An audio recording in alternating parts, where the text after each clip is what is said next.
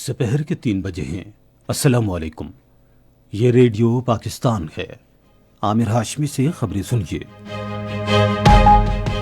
پہلے اہم خبروں کا خلاصہ۔ وزیر اعظم نے خطے میں دہشت گردی کے خلاف کوششوں میں پاکستان کے کردار اور حمایت کا اعتراف کرنے اور اسے سراہنے پر امریکہ کے صدر کا شکریہ ادا کیا۔ شہباز شریف نے ملک سے پولیو کے مکمل خاتمے کے لیے حکومتی عزم کا اعادہ کیا ہے۔ وزیر خزانہ نے کہا ہے کہ بین الاقوامی مالیاتی فنڈ کے بیل آؤٹ پروگرام کے پہلے جائزے کے لیے پاکستان کی پوزیشن مستحکم ہے۔ وزیر توانائی نے کہا کہ سولر نیٹ میٹرنگ کی پالیسی پر نظر ثانی زیر غور ہے۔ لاہور ہائی کورٹ کے 4 نئے ایڈیشنل ججز نے آج لاہور میں اپنے عہدوں کا حلف اٹھایا۔ اور آئی سی سی چیمپئنز ٹرافی کا دوسرا سیمی فائنل نیوزی لینڈ اور جنوب افریقہ کے درمیان لاہور میں جاری ہے۔ اب خبریں تفصیل کے ساتھ۔ وزیر اعظم شہباز شریف نے پاکستانی سیکورٹی فورسز کی جانب سے آئی ایس کے پی کے آپریشنل کمانڈر شریف اللہ کی حالیہ گرفتاری کے تناظر میں خطے بھر میں انسداد دہشت گردی کی کوششوں میں پاکستان کے کردار اور حمایت کو تسلیم کرنے اور اسے سراہنے پر امریکی صدر ڈونلڈ ٹرمپ کا شکریہ ادا کیا ہے۔ اپنے ایکس ہینڈل پر ایک پوسٹ میں انہوں نے کہا کہ مطلوب دہشت گرد جو کہ ایک افغان شہری ہے کو پاک افغان سرحدی علاقے میں کامیاب آپریشن میں گرفتار کیا گیا۔ وزیر اعظم نے کہا کہ پاکستان علاقائی امن و استحکام کے لیے امریکہ کے ساتھ قریبی شراکت داری جاری رکھے گا۔ شہباز شریف نے کہا کہ پاکستان نے انسداد دہشت گردی کی کوششوں میں ہمیشہ اہم کردار ادا کیا ہے اور پاکستان دہشت گردوں اور عسکریت پسند گروپوں کو کسی دوسرے ملک کے خلاف کارروائی کرنے کے لیے محفوظ پناہ گاہوں کی فراہمی کو روکنے پر یقین رکھتا ہے۔ وزیر اعظم نے کہا کہ پاکستان دہشت گردی کی تمام اشکال اور مظاہر سے نمٹنے کے لیے غیر متزلزل عزم پر قائم ہے۔ انہوں نے کہا کہ اس کوشش میں پاکستان نے بڑی قربانیاں دی ہیں، جن میں ہمارے 80,000 سے زیادہ بہادر فوجیوں اور شہریوں نے جانیں قربان کیں۔ شہباز شریف نے کہا کہ ملک سے دہشت گردی کی لعنت کو ختم کرنے کے لیے ہماری قیادت اور ہمارے عوام کا عزم غیر متزلزل ہے۔ امریکہ کے صدر ڈونلڈ ٹرمپ نے 2021 کے کابل کے ہوائی اڈے کے بم حملے میں ملوث انتہائی مطلوب دہشت گرد کی گرفتاری میں حکومت پاکستان کے تعاون پر اظہار تشکر کیا ہے۔ انہوں نے امریکی کانگریس سے مشترکہ اجلاس سے خطاب کرتے ہوئے کہا کہ ایبے گیٹ بم حملے میں مطلوبہ دہشت گرد نے 13 امریکی سروس ممبران اور کئی دوسروں کو ہلاک کر دیا تھا۔ انہوں نے کہا کہ ہم نے اس گھناؤنے جرم میں ملوث انتہائی مطلوب دہشت گرد کو گرفتار کر لیا ہے۔ ڈونلڈ ٹرمپ نے دہشت گرد کی گرفتاری کو متاثرہ خاندانوں کے لیے ایک بڑا دن قرار دیا۔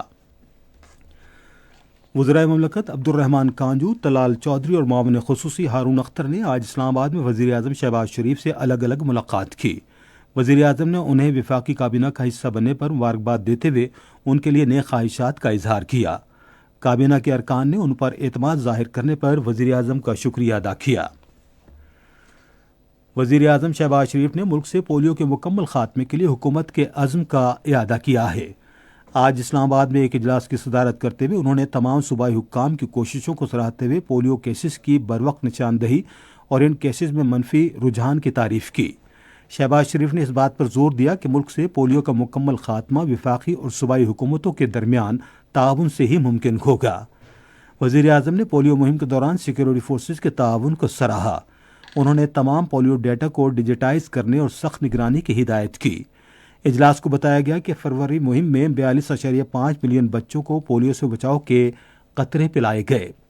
رواں سال کے پہلے 6 ماہ میں 3 پولیو مہم پلان کا حصہ تھیں، جس میں سے پہلی مہم فروری میں ہو چکی ہے، جبکہ دیگر 2 اپریل اور مئی کے مہینوں میں ہوں گی۔ پاکستان اور متحدہ عرب امارات نے تمام شعبوں میں دو طرفہ تعاون بڑھانے کے لیے اپنے عزم کا اعادہ کیا ہے۔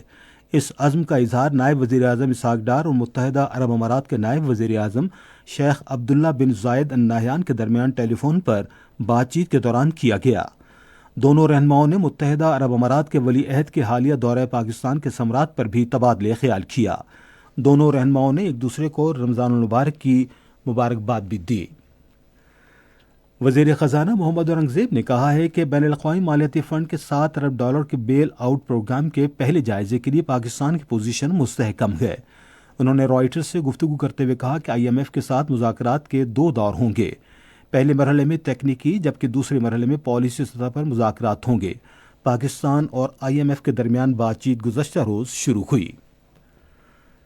منصوبہ بندی اور ترقی کا وزیر احسن اقبال نے کہا ہے کہ حکومت نوجوانوں کو ڈیجیٹل صلاحیتوں سمیت جدید دور کی مہارتوں سے آراستہ کرنے کی منصوبہ بندی کر رہی ہے تاکہ انہیں قیمتی اثاثہ بنایا جا سکے۔ انہوں نے آج اسلام آباد میں ایک کنووکیشن سے خطاب کرتے ہوئے غذائی شعبے میں عالمی معیار کی افرادی قوت تیار کرنے کی ضرورت پر زور دیا۔ انہوں نے کہا کہ پاکستانی کھانے انتہائی لذیذ ہیں جنہیں عالمی سطح پر اجاگر کرنے کی ضرورت ہے۔ یہ خبریں آپ ریڈیو پاکستان سے سن رہے ہیں۔ وزیر توانائی اویس احمد خان لغاری نے کہا ہے کہ سولر نیٹ میٹرنگ کی پالیسی پر نظر ثانی کرنے پر غور کیا جا رہا ہے۔ انہوں نے سنو FM کے مذاکرے دی فورم میں گفتگو کرتے ہوئے کہا کہ نیٹ میٹرنگ کی نئی پالیسی کا اطلاق صرف نئے سولر سسٹمز پر ہوگا اور موجودہ سولر سسٹمز اس سے مستثنیٰ ہوں گے۔ وزیر توانائی نے کہا کہ حکومت IPPs کے ساتھ مذاکرات کر رہی ہے جس کا مقصد ان کے قواعد و ضوابط پر نظر ثانی کرنا ہے۔ انہوں نے کہا کہ مذاکرات کا بنیادی مقصد پاکستان کے مفادات کا تحفظ یقینی بناتے ہوئے ان کانٹریکٹس کو برقرار رکھنا ہے۔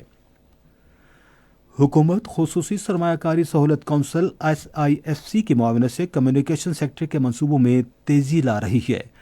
سکھر حیدرآباد موٹر وے منصوبے کی تکمیل حکومت کی اولین ترجیح ہے، جبکہ سیالکوٹ کھاریاں M12 اور کھاریاں راولپنڈی M13 موٹر وے کو بھی جلد مکمل کرنے کے لیے حکومت پرعزم ہے۔ M12 اور M13 موٹر ویز کو 6 لین تک توسیع دینے سے تجارتی سرگرمیوں میں اضافہ اور سفر کے وقت میں 40% کمی متوقع ہے۔ نیشنل ہائی وے اتھارٹی کی آمدنی کو ترقیاتی منصوبوں میں مؤثر طریقے سے استعمال کرنے کے لیے حکمت عملی تیار کی گئی ہے۔ ادھر NHA اور ملائیشیا کی ایک کمپنی کے درمیان M9 منصوبے پر معاہدہ طے پا گیا ہے۔ لاہور ہائی کورٹ کے 4 نئے ایڈیشنل ججوں راجہ غضنفر علی خان، تنویر احمد شیخ، طارق محمود باجوہ اور ابہر گل خان نے آج لاہور میں ایک تقریب میں اپنے عہدوں کا حلف اٹھایا۔ Chief justice Lahore high court justice Aliya Neelam نے ان سے حلف لیا۔ چینی تاجروں نے صوبہ سندھ میں ٹرانسپورٹ کے شعبے میں سرمایہ کاری کرنے میں گہری دلچسپی ظاہر کی ہے۔ اس دلچسپی کا اظہار چینی تاجروں کے ایک وفد نے کراچی میں سندھ کے اطلاعات اور ٹرانسپورٹ کے وزیر شرجیل انعام میمن کے ساتھ ملاقات کے دوران کیا۔ وفد نے صوبے میں جدید اور ماحول دوست سفری سہولتیں فروغ کے لیے تجاویز بھی پیش کیں۔ شرجیل انعام میمن نے چینی سرمایہ کاروں سے کہا کہ وہ صوبہ سندھ میں الیکٹرک گاڑیاں بنانے کے لیے پلانٹ لگائیں۔ حیدرآباد گریجن میں مختلف تعلیمی اداروں کے طلباء اور فیکلٹی ممبران نے ایک دن پاک فوج کے ساتھ گزارا۔ طلباء نے پاک فوج کی زیر استعمال جدید ہتھیاروں اور فوجی جوانوں کی جنگ کے دوران مختلف رکاوٹوں کو عبور کرنے کی مشقوں کا جائزہ بھی لیا۔ طلباء کے ساتھ بات چیت کرتے ہوئے حیدرآباد گریجن کے جنرل آفیسر کمانڈنگ نے دشمن قوتوں کے منفی پروپیگنڈے کو سمجھنے اور اس سے بچنے کی اہمیت پر زور دیا۔ GOC نے طلباء کو سوشل میڈیا کے مثبت استعمال کے فوائد بتائے اور اس کے منفی پروپیگنڈے سے محفوظ رکھنے کی تلقین کی۔ طلباء اور فیکلٹی ممبران نے کہا کہ پاک فوج ہماری ریڈ لائن ہے اور ہم اپنی فوج کے شانہ بشانہ کھڑے ہیں۔ لاہور میں ICC چیمپئنز ٹرافی کے دوسرے سیمی فائنل میں نیوزی لینڈ نے جنوبی افریقہ کے خلاف اب سے تھوڑی دیر پہلے 13 اوورز میں 67 رن بنائے تھے اور اس کا ایک کھلاڑی آؤٹ ہوا تھا۔ اس سے قبل نیوزی لینڈ نے ٹاس جیت کر بیٹنگ کا فیصلہ کیا۔ ریڈیو پاکستان آج سے پہر 4:05 پر اپنے قومی نشریاتی رابطے پر معروف اداکار قوی خان کی برسی کے حوالے سے خصوصی فیچر پروگرام نشر کرے گا۔ اور اب موسم۔ محکمہ موسمیات کی پیشگوئی کے مطابق آئندہ 12 گھنٹے کے دوران ملک کے بیشتر حصوں میں موسم خشک رہے گا، تاہم رات کے اوقات میں موسم انتہائی سرد رہنے کا امکان ہے، جبکہ میدانی علاقوں میں تیز ہوائیں چلنے کی توقع ہے۔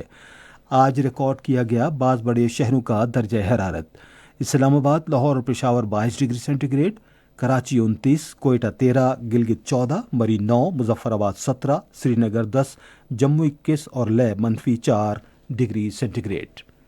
اسی کے ساتھ خبریں ختم ہوئی۔ مزید خبروں اور تجزیوں کے لیے ہماری ویب سائٹ پر radio.gov.pk اور فیس بک کے link radio Pakistan news official پر براہ راست ویڈیو اسٹریمنگ بھی ملاحظہ کیجیے۔